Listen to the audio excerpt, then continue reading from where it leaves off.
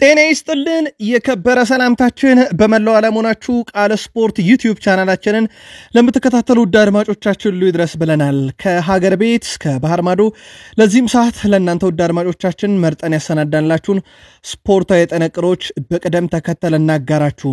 እናንተ ደግሞ እንደ ሁልጊዜው እስከ ፕሮግራማችን ፍጻሜ ቆዩ። ላይክ፣ ሰብስክራይብ፣ ሼር ማድረግ እንዳይረሳ። በዚህኛውም ጥንቅራችን በርካታ ስፖርታዊ መረጃዎችን ይዘናል። በተለይም ከዙር ጋር የተያዙ ሰፊ መረጃዎችን አግኝተናል እናጋራችኋለን። በትልልቅ የአውሮፓ ክለቦች በማንቸስተር ዩናይትድ ፊርማ እየተሰባሰበ ነው። ውድ ቤተሰቦቻችን እጅግ በጣም አነጋጋሪ ጉዳይ ነው። ፊርማው እየተሰባሰበ የሚገኘው ጉዳይ በማንቸስተር ዩናይትድ አካባቢ ከዚህ ከሚሰባሰበው ፊርማ በተጨማሪም በቀጣይ በፕሪሚየር ሊጉ በሚያደርጉት ጨዋታ ዙሪያ ሩበን አሞሪም የሰጡት ጋዜጣዊ መግለጫ አለ። ሙሉ ጋዜጣዊ መግለጫውን እናደርሳችኋለን። ብሩኖ ፈርናንዴዝን ጨምሮ ጉዳት ላይ ያሉ ሌሎች የማንቸስተር ዩናይትድ ተጫዋቾችን የተመለከተ የቡድን ዜና ይዘናል። አርሰናል ክሪስ ካቫና በሚመሩት ጨዋታ ኢፕስዊች ታውንን በዚህ ሳምንት ይገጥማል። በአርሰናል በኩል የቡድን ዜናዎችን በስፋት እናነሳለን። የአሰልጣኝ ማይከል አርቴታ ሙሉ ጋዜጣዊ መግለጫ ተይዟል። በጋዜጣዊ መግለጫው በተለይም ከቶማስ ፓርቴ ኮንትራክት ጋር በተያያዘ ለዚሁ ደግሞ ጉዳት ላይ ያሉት ካይ ሃቨርዝ ካላፊዮሪን የመሳሰሉ ተጫዋቾችን የተመለከተ ሰፊ መረጃ ሰጥቷል። ለአርሰናል ደጋፊዎች እነኚህን ሰበር መረጃዎች እናጋራቸዋለን። በሊቨርፑል በኩል በዚህ ሳምንት ፕሪሚየር ሊጉን ሊያረጋግጥ የሚችልበት ሰፊ እድል አለ። ማይከል አርቴታ በፍጹም አይደረግም ብለዋል። ምናልባት የእግር ኳስ ነገር አይታወቅም። ሊቨርፑል በዚህ ሳምንት አሊያም በሚቀጥለው ሳምንት ለማረጋገጥ በራሱ ግን ሊቨርፑል ጨዋታውን መወጣት ይኖርበታል። ከዚህ ጋር በተያያዘ አሰልጣኝ አርኔ ስሎት ስለ ፕሪሚየር ሊጉ ዋንጫ፣ ቨርጅል ቫን ዳይክ ስለ አዲሱ ኮንትራክቱና እንደዚሁም ስለ ሊቨርፑል ተሰናባች ተጫዋች የምንላችሁ ነገር አለ። በሰማዮቹ ቤት ኤንዞ ማሬስካ ድጋፍ አለኝ ብለዋል። የእሳቸውን ሙሉ ጋዜጣዊ መግለጫ እናደርሳችኋለን። ለመሆኑ ሞይሰስ ካይሴዶስ በዝውውር ጉዳይ ላይ ምላሽ ሰጠ። በቼልሲ የዝውውር መረጃ ክፍለ ጊዜያችንም እንደዚሁ በስፋት እናነሳዋለን። ሲቲ ወሳኝ ተጫዋቾቹን በዚህ ሳምንት እንደማያገኝ ተረጋግጧል። በፕሪሚየር ሊግ ጨዋታ በአውሮፓ ትልቆቹን ክለቦች ትልቆቹን ተጫዋቾች ወቅታዊ መረጃዎችን በስፋት እናስደምጣችኋለን። እንደ ሁልጊዜው ላይክ እያደረጋችሁ አበረታቱን ውድ ቤተሰቦቻችን። ሐሳብ አስተያየታችሁን በሐሳብ መስጫ ሳጥናችን ላይ ያጋሩን። ቤተሰሙን ካሻችሁ ደግሞ ሰብስክራይብ ማድረግ ይቻላል። ተወዳጁ የእንግሊዝ ፕሪሚየር ሊግ ቅዳሜ 11 ሰዓት ሲል ነው የሚጀምረው። ውድ ቤተሰቦቻችን ብሬንትፎርድ ከብራይተን፣ ክሪስታል ፓላስ ከበርንማውዝ፣ ኤቨርተን ከማንቸስተር ሲቲ፣ ዌስትሃም ዩናይትድ ከሳውዝሃምፕተን እነኚህ ቅዳሜ 11 ሰዓት ይደረጋሉ። ቅዳሜ ምሽት 1 ሰዓት ከ30 አስቶን ቪላ ከኒውካስል ዩናይትድ ጨዋታቸውን የሚያደርጉ ይሆናል። ፕሪሚየር ሊጉ እሁድ ይቀጥላል። ፉልሃም ከቼልሲ 10 ሰዓት፣ ኢፕስዊች ታውን ከአርሰናል 10 ሰዓት፣ ማንቸስተር ዩናይትድ ከወልቭስ 10 ሰዓት ይጫወቱና ምሽት 1 ሰዓት ከ30 ሲል ሌስተር ሲቲ ከሊቨርፑል ይጫወታሉ። መንዴይ ናይት ፉትቦል ስፐርስ ከኖቲንግሃም ፎረስት በፕሪሚየር ሊግ በዚህ ሳምንት የሚደረጉ መርሃ ግብሮች ናቸው። በእድሳት ላይ የሚገኘው ካምፕ ኑ ስቴዲየም መጫወቻ ሜዳ ሳር ንጣፍ ስራ በሚቀጥለው ሳምንት እንደሚጀመር ይፋ ተደርጓል። የካምፕ ኑ ስቴዲየም አጠቃላይ እድሳት ከወራት በኋላ መስከረም ወር ላይ ይጠናቀቃል ተብሎ እንደሚጠበቅ አትሌቲክ አረጋግጧል። ይህንም ተከትሎ ባርሴሎና የመጀመሪያ ሊግ ጨዋታውን በካምፕ ኑ ስቴዲየም ላያደርግ እንደሚችልም ነው መረጃዎች እየወጡ የሚገኙት። ባርሴሎና ላሊጋው የሊጉ መጀመር ጨዋታ ከሜዳ ውጭ ሆኖ መርሃ ግብር እንዲወጣለት ሊጠይቅ እንደሚችል እየተዘገበ ይገኛል። ምናልባት ስቴዲየሙ የሚደርስባቸው ያህል ጨዋታዎችን በሙሉ ከሜዳ ውጪ መርሃ ግብሮቹ እንዲደረጉለት ማለት ነው። ይህንን ጥያቄ አቅርበዋል። ላሊጋው ግን ላይቀበለው ይችላል እየተባለ ነው። ለማንኛውም የካምፕ ኑ የስቴዲየም ሳር ንጣፍ ግን በቀጣይ ሳምንት ጀምሮ እንደሚደረግ ይፋ ተደርጓል። ቴር ሽቴገን ከዚህ በኋላ በባርሴሎና ቋሚ 11 ውስጥ ላይገኝ እንደሚችል ተረጋግጧል። ምክንያቱ ደግሞ ቁጥር 1 ግብ ጠባቂያቸው ሼዝኒ ሆኖ እንደሚቀጥል ስራ አረጋገጡ ማለት ነው። ምናልባት ቴር ሽቴገን ወደ አሰላለፍ ሊመጣ የሚችለው የሼዝኒ ጉዳት ካለና ጨዋታ ላይ መገኘት የማይችልባቸው ሌሎች እክሎች ከገጠሙት ብቻ ነው። የቢጫ ካርድ የቀይ ካርድ ሰለባው ነው ማለት ነው። ከዛ ውጭ ግን በቋሚ ግብ ጠባቂነት ሼዝኒ ይቀጥላል። ቴር ሽቴገን በዚህ ሲዝን ቋሚ ቁጥር 1 ቦታውን እንደማይረከብ ተረጋግጧል። ፖላንዳዊ ግብ ጠባቂ ሼዝኒም ዛሬ 35ኛ ዓመቱ ላይ ይገኛሉ። ውድ ቤተሰቦቻችን 604 ጨዋታዎችን በግብ ጠባቂነት መምራት ችሏል። 654 ክሊንሺቶች አሉት።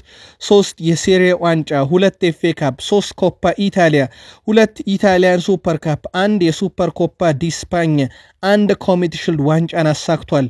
ቺ የኮሚቲ ሽልድ ዋንጫ የተገኘችው በአርሰናል ሲጫወት በነበረበትም ወቅት ነው። ሃንሲ ፍሊክ የመጫወቻ ሰዓትን በተመለከተ ሊሻሻል ይገባል እያሉ ነው።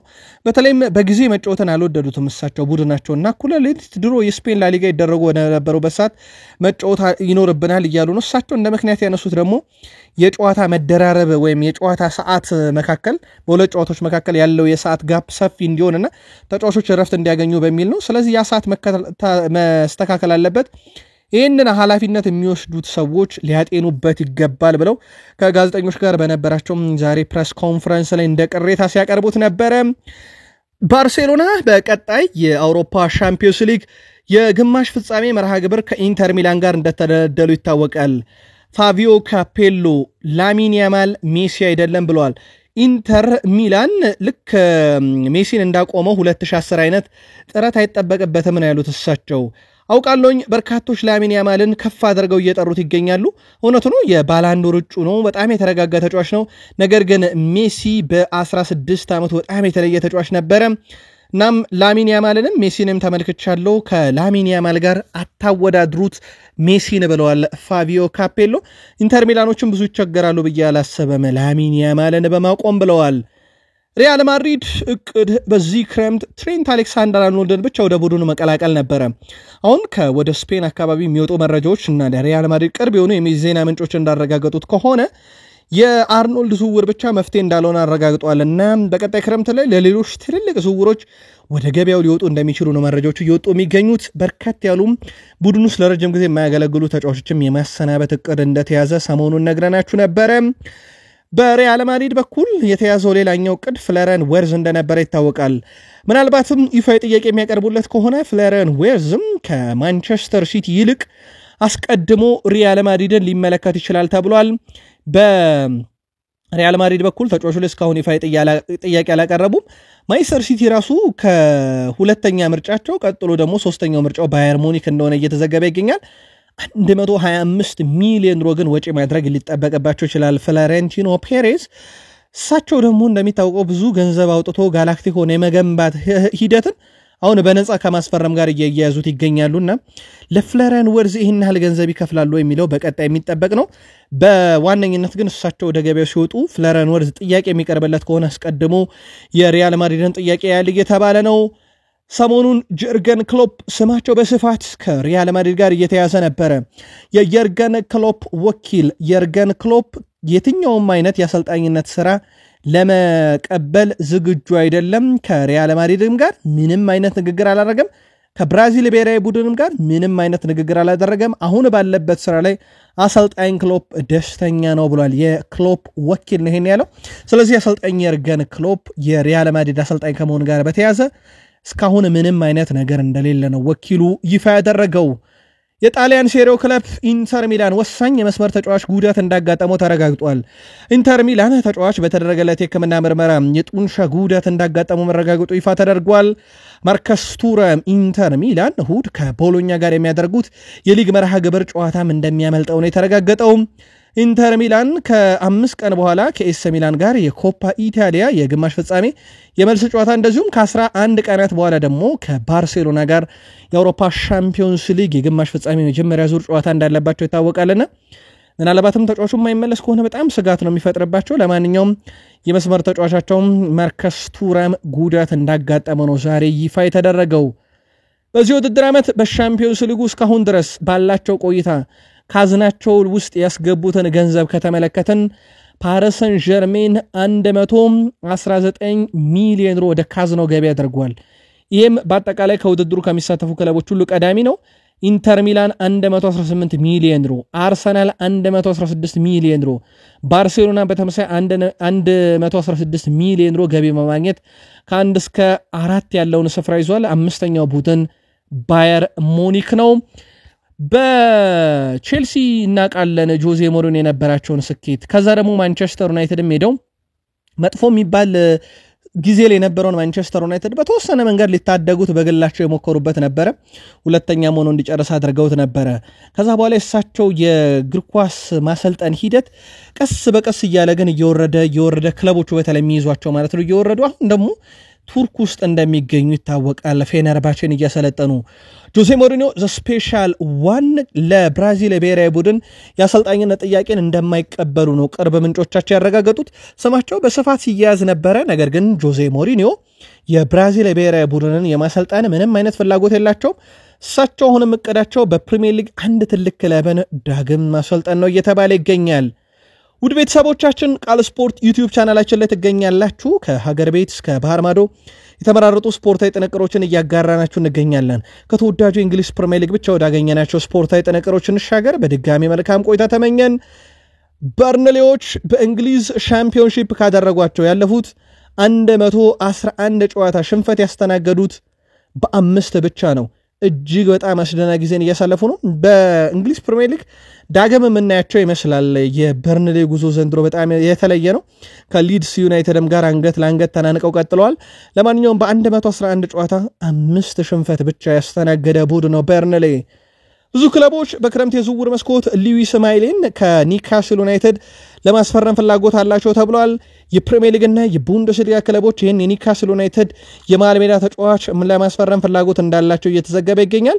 ተጫዋቹ ለመልቀቅ ዝግጁ ነው ተብሏል። እንደ ምክንያት የተነሳው ደግሞ በቂ የመጫወቻ ደቂቃን ኤዲ ሃው በኒካስል ዩናይትድ ቤት እየሰጡት አለመሆኑን ተከትሎ ነው።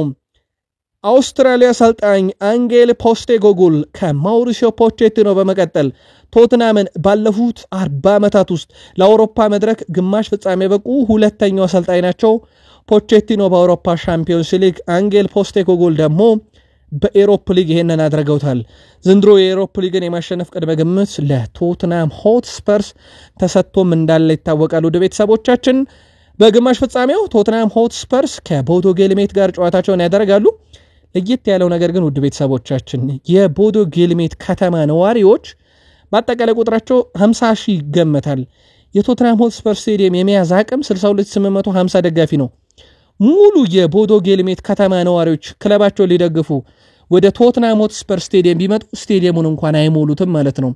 በቀጣይ ቀለል ያለ ጨዋታ ይገጥመዋል። ምናልባትም ከላዚዮ አንጻር ቦዶ ግሊምትን መግጠም እጅግ በጣም የተሻለ ይመስላል። ዳንኤል ሙኒዝ ከክሪስታል ፓላስ ጋር ያለውን ኮንትራት እስከ 2028 ማራዘሙ በዛሬው ዕለት ይፋ ተደርጓል። ኦሊቨር ግላስነር ቡድኑን ከያዙት በኋላ በብዙ መንገድ ለውጠውታል። በተለይም ደግሞ ተጫዋቾችን ከዋክብቶችን ባለመልቀቅም የተሻለ ስራዎችን እየሰሩ ነውና በቅርቡም ዣን ፊሊፔ ማቴታ ላለማጣት በርካታ ጥረቶችን ሲያደርጉ እንደነበረ እናስታውሳለን። አሁን ደግሞ ዳንኤል ሙኒዝ በርካታ ክለቦች አይን ውስጥ ገብቶ ነበረ። እስከ 2028 በዛሬው ዕለት ኮንትራክቱን ፈርመዋል። ማንቸስተር ሲቲ ከኤቨርተን ጋር በሚያደርገው የሊግ መርሃ ግብር ተጠባቂ ጨዋታ ኤደርሰንን ግልጋሎት እንደማያገኝ አሰልጣኝ ጆሴፕ ፔፕ ጋርዲዮላ አረጋግጠዋል። ኤደርሰን ለጨዋታው አይደርስም፣ ለምን ያክል ጊዜ ከሜዳ እንደሚርቅ አላውቅም ሲሉ ፔፕ ጋርዲዮላ ተናግረዋል።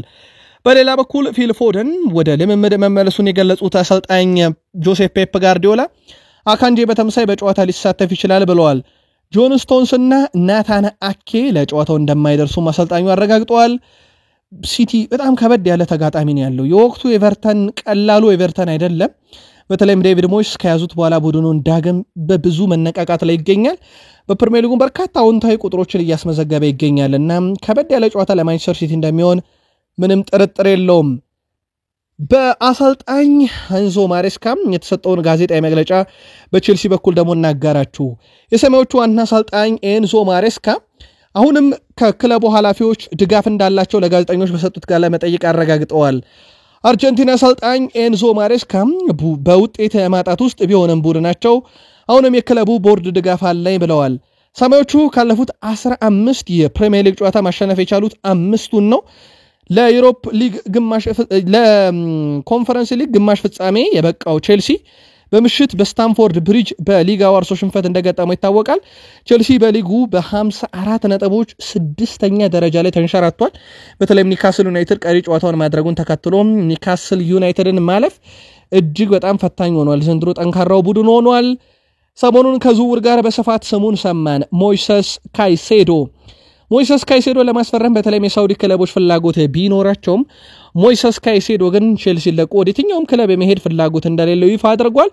ስለሆነም ሞይሰስ ካይሴዶ በቀጣይም የቼልሲ ንብረት ሆኖ እንደሚቀጥል በራሱ አረጋግጧል። ቼልሲና ኒውካስል ዩናይትድ ደግሞ ኬሜንጂን በክረምት ከባየር ሙኒክ ለማስፈረም ስለ ዝውውር መረጃ ጠይቀዋል ነው የተባለው። በቀጣይ እንግዲህ ሁለቱም ፉክክር ያደርጋሉ። ምናልባትም ጠንካራ ፉክክር የሚቀጥል ከሆነ ልክ ይሄ ዲዛየር ዱዊን ለማስፈረም ፓሪስ ሰን ዠርሜን እና ባየር ሙኒክ አምና እንደተፎካከሩት አይነት ፉክክር ልናይ እንችላለን። በጣም ለየት ያለ ፉክክር ነበረ። በብዙ ነገር ተጫዋቹን የገላቸው ለማድረግ አማለውት በኋላም ላይ ፍራንስን መምረጡን ተከትሎ ነበረ በዛው የቀረው። አሁን ደግሞ ኒውካስል እና ቼልሲ በዚህ ተጫዋች ላይ ተፋጠዋል። በየ3 ቀን እሱን ማጫወት እፈልጋለሁ ብለዋል ኤንዞ ማሬስካ ሪስ ጄምስን። ነገር ግን የሱ ሁኔታ ለመቆጣጠር እና እሱን ለመርዳት እየሞከረ ነው። ጥንቃቄ ያስፈልጋል ሪስ ጄምስን መጠቀም ብለዋል። ሮሚዮ ላቪያ በዚህ ሳምንት ወደ ቡድን ልምምድ ሊመለስ ይችላል ብለዋል። ማርክ ጎየና ዌስሊ ፎፋና በጉዳት ላይ ናቸው፣ አሁንም አልተመለሱም። ማይካሎ ሙድሪክ እገዳ ላይ ነው። የተቀሩት ተጫዋቾች በሙሉ ለጨዋታው ዝግጁ መሆናቸውን ነው አሰልጣኝ ኤንዞ ማሬስካም ዛሬ በነበረው ጋዜጣዊ መግለጫ ላይ ያረጋገጡት። ለጋዜጣዊ መግለጫ የተገኙት አርኔ ስሎት በርካታ ጥያቄ ቀርቦላቸዋል። እሳቸውም ተገቢ ያሉትን ምላሽ ሲሰጡ ነበረ። አርኔ ስሎት ስለ ፕሪሚየር ሊግ ዋንጫም ተጠየቁ። ስለዚህ ነገር ምንም አላስብም፣ ስለ ቡድናችንና ስለ ሌስተር ሲቲ ጨዋታ ብቻ ነው አሁን እያሰብኩ ያለሁት። ትኩረቴ በሙሉ የሌስተር ሲቲን ጨዋታ ስለማሸነፍ ነው፣ አሁን ስለ ዋንጫ የማስብበት ጊዜ አይደለም ብለዋል። አርኔ ስሎት እኛ የተሻለ ማድረግ በምንችለው ነገር ላይ በዚህ ሳምንት ጠንክረን እንሰራለን፣ እኛ ለሌስተር ሲቲ ጨዋታ 100% ዝግጁ ነን ብለዋል።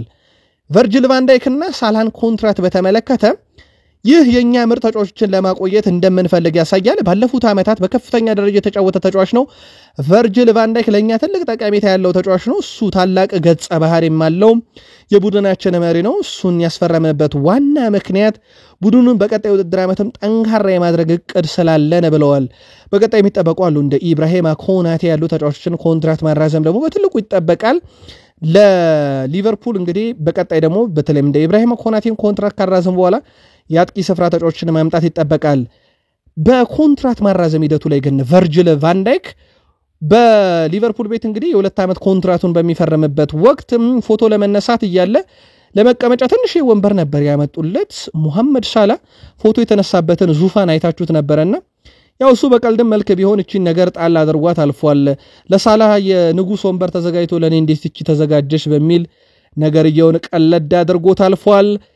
ኑኔስ ከአርኔ ስሎት ጋር ሊግባቡ እንዳልቻሉ ነው በርከት ያሉ የሊቨርፑል የዜና ምንጮች እያረጋገጡ የሚገኙት። በዚህ ምክንያት ተጫዋቹም በቀጣይ ውድድር ዓመት አዲስ ክለብ ማፈላለግ እንዳለበትም ያምኗል ነው የተባለው። በእርግጥ ቀደም ብሎም ሲነገር የነበረ ነው የዳርዊን ኑኔዝ ነገር። አሁን ግን በሁለቱ መካከልም ጥሩ የሚባል ነገር እንደሌለ እየተዘገበ ነው። እሳቸውም በተጫዋቹ ላይ ቁርጥ ያለ ውሳኔ ባይወስኑም ከሰሞኑ ግን በአንድ በጨዋታ ላይ በተለይም ካመከነው ድል ጋር በተያያዘ እሳቸው በብዙ ወቅሰውት ነበር። ከ1-9 ቁጥር አጥቂን የምፈልገው ግብ ብቻ ነው ማለታቸውም ይታወሳል። እናም ከዳርዊን ኑኔዝ ጋር ቀጥታ ንግግር ባለማድረጋቸው ክለቡን ለቆ አዲስ ምዕራፍ ለመጀመርም ተጫዋቹ ወስኗል የተባለው። ሊቨርፑል ከታችኛው ዲቪዚዮን ከመጣው ሌስተር ሲቲ ጋር በዚህ ሳምንት ጨዋታውን ያደርጋል። በሊቨርፑል ባለፉት 13 ጨዋታ ከወራጅ ቀጠና ቡድን ጋር 12ቱን ድል አድርጎ አንድ ነው አቻ የወጣው። ሽንፈት የሚባል ነገር አልገጠመው። በተከታታይ 10 ጨዋታን ነው እንግዲህ ማሸነፍም የቻለው። በሌስተር ሲቲ በኩል እሁድ 12:30 ይህን ቡድን ሲገጥሙ ሌስተር ካለበት ወቅታዊ መጥፎ አቋም አንጻር ሊቨርፑል በቀላሉ ጨዋታውንም ይወጣዋል ተብሎ ይጠበቃል። ጣሊያናዊ የመድፈኞቹ የተከላካይ ስፍራ ተጫዋች ሪካርዶ ካላፊዮሪ በፒኤስጂ ጨዋታ ወደ ሜዳ ሊመለስ እንደሚችል አሰልጣኝ ማይክል አርቴታ አረጋግጠዋል። ሁሉም ነገር በትክክለኛው መንገድ ከተጓዘ በፒኤስጂ ጨዋታ ይመለሳል ብዬ አስባለሁ ሲሉ አሰልጣኝ ማይክል አርቴታ ተናግረዋል። አሰልጣኝ ማይክል አርቴታ አክለው ካላፊዮሪ ሜዳ ላይ እንቅስቃሴዎችን ማድረግ መጀመሩን አረጋግጠው ትንሽ ቀድሞ ሊመለስ የሚችልበትም አጋጣሚ አለ ብለዋል። በእርግጥ በቦታው ላይ በርካታ አማራጭ አላቸው፣ ግን ደግሞ ጋብርኤል ማጋሊሽ ጉዳት ላይ እንደመሆኑ መጠን የመሃል ተከላካይ ስፍራን ጋብርኤል ማጋሊሽን ተክቶ ይጫወታል ተብሎ ሲጠበቅ የነበር እሱ ነበር።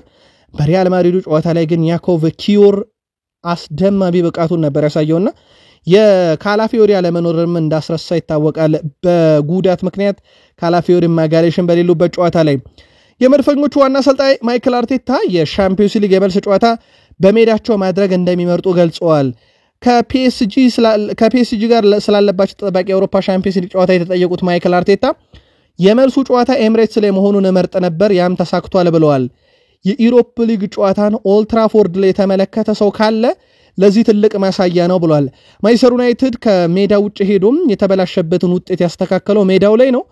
ይሄንን ያየ የደጋፊ መኖርና በተለይም ጨዋታ በዚህ ሰዓት ከሜዳ ውጪ የሚባል ግብ ስለሌለ ጨዋታን አሸንፎ ለመምጣት የመልስ ጨዋታ በሜዳ ማድረግ ተገቢ ነው ብለዋል። ሊቨርፑል በዚህ ሳምንት ሻምፒዮን መሆኑን ሊያረጋግጥ ይችላል ተብሎ የጠየቁት ማይክል አርቴታ አይደረግም ሲሉ ሐሳባቸውን ቋይተዋል። ማይክል አርቴታ ሊቨርፑል በዚህ ሳምንት የፕሪሚየር ሊግ ሻምፒዮን ሊሆን ስለሚችልበት እድል ያው በሂሳባዊ ስሌት እነሱ በኢፕስዊች ተሸንፈው ሌስተር ሊቨርፑል ሲያሸንፍ ነውና የኛ ጨዋታ አሸናፊ የኛ ጨዋታን አሸንፈን ያ ነገር እንዳይፈጠር እናደርጋለን ብለዋል። ያው ዞሮ ሌስተር ሲቲን ካሸነፈ ሊቨርፑል ቀጣይ ጨዋታውን ነው የሚጠብቀው የአርሰናል ውጤት ሳይጠብቅ የአርሰናል ውጤት የሚጠብቀው በዚህ ሳምንት ሻምፒዮን ለመሆን ብቻ ነው። ማይክል አርቴታም ጆርጂኖ ለፒኤስጂ ጨዋታ ይደርሳሉ ተብሎ ጠይቀው ነበር። ይህ ጥያቄ ለዶክተሮቹ ነው በደንብ መጠየቅ ያለብን። ስለ ጉዳዩም ውሳኔዎች የሐኪሙን ተዋለን። ለጨዋታው ባይደርስ እንግዲህ ምን አማራጭን ተጠቀማለ ተብሎ ተጠይቀው ነበር ማይክል አርቴታ። ምክንያቱም ቶማስ ፓርቴ በቢጫ ካርድ ክምችት ምክንያት በጨዋታው ላይ ስለማይገኝ የተወሰኑ አማራጮች አሉን፣ ሁሉን ነገር ግልጽ አናደርግም፣ ሚስጥር ነው ብለዋል አሰልጣኝ ማይክል አርቴታ። ምናልባት ሚስጥር ያሉትን ነገር በፓሪስ ሰን ዠርሜን ጨዋታ ማንን ተጠቅሞ ያሳዩናል የሚለው የሚጠበቅ ነው የሚሆነው። በሁሉም ተጫዋች ዙሪያ መሻሻሎች አሉ እንዲወስንና ንግግሮችን እንዲያደርግ ሌላውን ነገር ለአንድሪያ ቤርታ ተዋለው ብለዋል ማይክል አርቴታ በቶማስ ፓርቴ ኮንትራት ጉዳይ ላይ። ቶማስ ፓርቴን በክለቡ ለማቆየት ፍላጎት ይኖር እንደሆነ ተብለው ሲጠይቁም ፍላጎታችን ግልጽ ነው፣ አስፈላጊ እርምጃዎችን እንዲወስዱ ነገሮችን ለአንድሪያ ቤርታና ለክለቡ ተዋለው ብለው ነገርየውን አደበስብሰው አልፈዋል። ምናልባት ማይክል አርቴታ አስቀድመው ውይይት ስላደረጉበት እንጂ ተጫዋቹ እንዲቆይ ፍላጎት ቢኖራቸው ኖሮ ልክ እንደ ሌሎች ተጫዋቾች ከኛ ጋር እንዲቆይ ይፈልጋሉ ይሉ ነበር። ለአንድሪያ ቤርታ ተጫዋለው ብለው ግን ጉዳዩን አልፈውታል። ለማንኛውም አንድሪያ ቤርታ በቶማስ ፓርቴ ላይ ምን ይወስናሉ የሚለው ደግሞ በቀጣይ ይጠበቃል። ማይክል አርቴታ ከሃቨርዝን በተመለከተ እሱ ጨዋታ በጊዜ የሚደርስ ይመስለኛል ብለዋል። የፓሪስ ሰን ዠርሜኑ ጨዋታ በጣም ፈጥኖ ነው የሚመጣው፣ ነገር ግን ከተጠበቀው ጊዜ በቶሎ ይመለሳል በሚለው ላይ እርግጠኛ ነኝ ብለዋል። ጂም ውስጥ እየሰራ ነው ያለበትን መንገድ ካየ ለረጅም ጊዜ ሊቆይ የሚችል አይነት ጉዳት አይመስለኝም። የፓሪስ ሰን ዠርሜኑ ጨዋታ ላይ ግን አይደርስም አይነት ነገር ሐሳባቸውን ያጋሩት ማይክል አርቴታ የአንድሪያ ቤርታ መምጣት እቅዶችን ቀይሮ እንደሆነ ተጠይቀው ነበረ። አዎ በእነዛ ጉዳዮች ላይ ከሱ ጋር ተነጋግረናል። ተጨማሪ ሐሳቦች፣ እቅዶችና ጥሩ ሰርፕራይዞችም እንደሚኖሩ ተስፋ እናደርጋለን። ልምምዱ የፈጠራ ብቃትና ሐሳቦቹ ትክክለኛ ውሳኔዎቹን እንድንወስን ይረዳናልና ከአንድሪያ ቤርታ መምጣት በኋላ የተወሰኑ የተቀየሩ ነገሮች አለ ብለዋል። ያው ይታወቃል ከአሌክሳንደር ኢሳክ ወደ ቪክተር ጊዮኬሬስ ከማርቲን ዙቤሜንዲ ወደ ብሩኖ ጉማሬሽ በተወሰነ መንገድ ያደላ የዝውውር ፖሊሲን ይዘው እንደመጡ ይታወቃል። አንድሪያ ቤርታም ለአርሰናል ፊርማቸውን ካኖሩ በኋላ አርሰናል በተጫወተባቸው ጨዋታዎች በሙሉ ሁሉንም ጨዋታዎች መታደማቸውም ነው ይፋ የተደረገው። ቀጣይ ከፓሪስ ሰን ዠርሜን ሲጫወቱ ሉዊስ ኤንሪኬ ሐሳባቸውን አጋርተዋል። የፈረንሳዩ ክለብ ፓሪስ ሰን ዠርሜን አሰልጣኝ የሆኑት ሉዊስ ኤንሪኬ ስለ አርሰናል ተጠይቀው ሐሳባቸውን አጋርተዋል። አርሰናል አሁን ላይ የአውሮፓ ውስጥ ከሚገኙ ክለቦች ምርጡ ነው ብዬ አስባለሁ። ከኳስ ጋር አሪፍ እንቅስቃሴ የሚያሳያሉ። እነሱ ኳስን ተቆጣጥሮ መጫወት ይችላሉ። እሱም ባይሆን እንኳን ምርጥ ክለቦች ናቸው፣ ከኛ ጋር ይመሳሰላሉ። ነገር ግን በአንድ ነገሮችን የተለያየ ጨዋታ ዘይቤ እንዳላቸው ተመልክቻለሁ። እነሱን በኳስ ቁጥጥር ደረጃ ለመቋቋም የራሳችንን ስትራቴጂ ይዘን እንመጣለን ብለዋል። እጅግ በጣም ወሳኝ ጨዋታ እንደሚሆን ግን ካሁን ይጠበቃል። የመጀመሪያ ጨዋታቸውን በዚህ ዓመት ሲያደርጉ አርሰናል 2-0 በሆነ ውጤት ጨዋታውን አሸንፎ እንደነበረ ሚዘነጋ አይደለም። ቪክተር ጊዮኬሬስ ግን ፈላጊ ናቸው አርሰናል እንደሚታወቀው ውድ ቤተሰቦቻችን። ነገር ግን አሁን የምዕራብ ለንደኑ ክለብ ቼልሲ ይህንን ተጫዋች ወደ ስታንፎርድ ብሪጅ ለማስኮብለል ከአርሰናል ጋር ከበድ ያለ ፉክክር ውስጥ ሊገቡ እንደሚችሉ መረጃዎች እየወጡ ይገኛሉ። ለአርሰናል ቅርብ የሆኑ ምንጮችም ቪክተር ጊዮኬሬስ ዝውውር ላይ አሁን በቼልሲ በኩል ተፎካካሪ ሆነው ብቅ ብለዋል። ማርቲን ኦዴጋርድ አርሰናል ሪያል ማድሪድን በደርሶ መልስ ካሸነፈ በኋላ ከጨዋታው በፊት እዚህ ላይ መግለጫ ሰጥተናል፣ እስከ መጨረሻው ተጉዘን ዋንጫውን ማሳካት ስለምንፈልግ፣ ስለዚህ ማድሪድን ብቻ ሳይሆን ከፊታችን ያሉ ጨዋታዎችን በሙሉ እናሸንፋለን፣ ዓላማችን ዋንጫው ስለሆነ ብለዋል። በአርሰናል በኩል ክሪስ ካቫና እሁድ በፕሪሚየር ሊጉም ከኢፕስዊች ታውን ጋር በሚያደርጉት ጨዋታ በማልሜዳ ዳኝነት ጨዋታውን ያጫውቷቸዋል። ዳረን ኢንግላንድ በቫር ዳኝነት ጨዋታውን የሚመሩት ይሆናል። የማንቸስተር ዩናይትድ ዋና አሰልጣኝ ሩበን አሞሪ በእሁዱ የወልቭስ ጨዋታም ደጋፊዎች ያስፈልጉናል ብለዋል። ወልቭስ ጥራት ያለው ተጫዋች አሏቸው ያሉት ሩበን አሞሪ ማቲያስ ኩናን መጥቀስ ይቻላል፣ ሌሎችም እንደዛው ብለዋል። ጨዋታው ከባድ እንደሚሆን እናውቃለን። ስለዚህ ደጋፊዎች ያስፈልጉናል ሲሉም ተደምጠዋል። በጨዋታው የተጫዋቾች ለውጥ ሊኖር እንደሚችል የጠቆሙት ሩበን አሞሪም ቾድ ኦቢ ተጨማሪ ጨዋታ ሰዓት ያገኛል ብለዋል። ኦናና ጥሩ ስራ ሰርቷል፣ ጥሩ ጨዋታ አሳልፏል። ለሱ በጣም ደስተኛ ነኝ፣ ምክንያቱም አስቸጋሪ ጊዜ ነበረው፣ ነገር ግን ወደፊት መጓዝ አለብን ብለዋል። ማቲያስ ኩና ደጋግሞ ስሙን ስለመጥራታቸው የጠየቁት ሩበን አሞሪም እሱ ብዙ ግቦችን ስለሚያስቆጥር ነው በምሳሌነት ያነሳውት ብለዋል። ከማንቸስተር ዩናይትድ ጋር በስፋት ስሙ እየተያዘ የነበረውን ተጫዋች ዛሬም በጋዜጣዊ መግለጫ በስፋት ስሙን ሲጠቃቅሱ ጋዜጠኞች ቢቸግራቸው የማቲያስ ኩናን ስም ደጋገሙት ቢሉ ምሳሌ ላደርገው ፈልጌ ነው ብለዋል። ብሩኖ ፈርናንዴዝ በዚህ ሲዝን ለማንቸስተር ዩናይትድ 49 ጨዋታዎችን አድርጓል። 17 ግቦች፣ 18 አሲስት፣ በ49 ጨዋታ 35 የግብ አስተዋጽኦ አለው። በአንዳንድ የማህበራዊ ትስስር ገጾች በርካቶች የብሩኖ ፈርናንዴዝ ገለልተኛ ደጋፊዎች የዩናይትድ ሳይሆን ገለልተኛ ደጋፊ ሆነው በብሩኖ ፈርናንዴዝ ብቃት የተደነቁ ማንቸስተር ዩናይትድን መልቀቅ አለበት፣ ይህ ተጫዋች ብዙ ነገር ይገባዋል እያሉ ነው። ምናልባት ብሩኖ ፈርናንዴዝ ባለፈው ክረምት ክለቡን ሊለቅ እንደሚችል በርካታ መረጃዎች ሲወጡ ነበረ። በኋላም ላይ እነ ኤሪክ ቴን ሃግ አሳምነው ተጫዋች እናስፈርማለን ብለው ለዋንጫ እንፋለማለን ብለው ያስቀሩት ተጫዋች እንደነበረ ይታወቃል። በቅርቡ እንደውም ስሙ ከሪያል ማድሪድ ጋር መያያዙን ተከትሎ ሩበን አሞሪም በብሩኖ ፈርናንዴዝ እንዳትመጡ በሚል ለቦርዱም ጭምር አሳውቀው ነበረ። በዚህ ውድድር ዓመት በኢሮፕ ሊግ እየተሳተፈ የሚገኘው ማንቸስተር ዩናይትድ ከፍተኛ ገቢን በመሰብሰብ ቀዳሚው ክለብ ሆኗል። ወደ 29.4 ሚሊዮን ዩሮ ወደ ካዝኖ አስገብቷል። ቶትናም ሆትስፐርስ ወደ 28.3 ሚሊዮን ዩሮ፣ እንደዚሁ ቦዶ ግሊምት ወደ 26.2 ሚሊዮን ዩሮ ከ1 እስከ 3 ያለውን ደረጃ ይዟል። ማንቸስተር ዩናይትድ ግን ከፍተኛውን ገቢ ያገኘው ቡድን ነው። በሃይተን ኤቨን በኩል መግለጫ ተሰጥቷል። ሩበን አሞሪም ስለ ሃይተን ኤቨን ሐሳባቸውን አጋርተዋል። ኤቨን ጨዋታ እየተጫወተው በእውነቱ በወቅቱም ብዙ ጉዳቶች ስለነበሩብን ነበር፣ ነገር ግን አሁን ላይ ሄደን ኤቨን ትልቅ እምነትና ትልቅ አቅም እንዳለው እናውቃለን። እሱ ዝግጁ ሲሆን ቦታውን ለማስከበር የሚፎካከር ይሆናል እና ዝግጁ ሲሆን ወደ ጨዋታ እናመጣዋለን ብለዋል። ሩበን አሞሪም ሌላ ከቪክተር ሊንደሎፍና ከኑሱር ማዝራዊ ትላንት ምሽት ስቴዲየም ጥለው ስለሜዳቸው ተጠይቀው ነበረ።